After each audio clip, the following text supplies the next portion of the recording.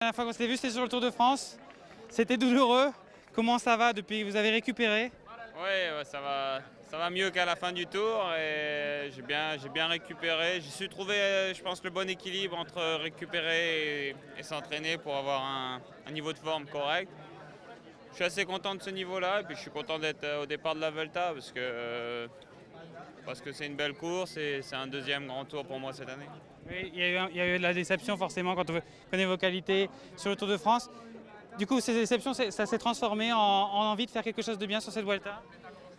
Oui, c'est un peu ça. Bon, dans un premier temps, il a fallu digérer un peu et puis après, voilà, je me suis dit que tout le travail que j'ai effectué en amont du Tour de France, il s'efface pas parce que le Tour est passé. Donc bon, j'ai essayé de garder une bonne forme, mais bon, on verra. Je suis ici pour voilà, pour viser les étapes et pas faire le général, aider Andrew Talansky pour le général. Et voilà, déjà ça enlève un peu de pression. Il y a beaucoup d'étapes où il y a moyen de saisir des opportunités ou aller de l'avant. Donc bon, voilà, c'est une bonne Volta pour ça. Du coup, ça veut dire qu'on vous verra un peu en retrait sur l'étape de début qui ne vous conviennent pas forcément. Ou alors on garde quand même la sécurité de se dire on ne va pas perdre de temps pour, au cas où le général se présente.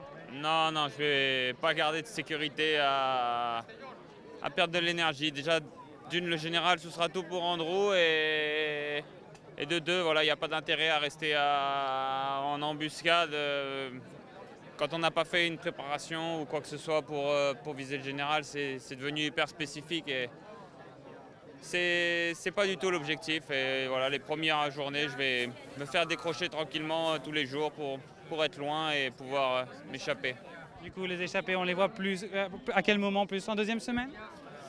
Mais le parcours, il est assez étrange. Il y a beaucoup d'arrivées sèches, on va dire, c'est-à-dire des étapes assez plates et des arrivées difficiles. Et ça va être un peu des fois des loteries, de se dire quand est-ce que ça va partir, quand est-ce que les journées où ça va être les bonnes échappées. Bon, bref, on va voir et on prendra jour par jour. On va voir comment la course se passe et après ce sera un feeling de la course, la température, de qui roule pas et on sera, voilà, quand on connaît un peu le vélo, on va vite savoir les bonnes journées pour aller à l'avant.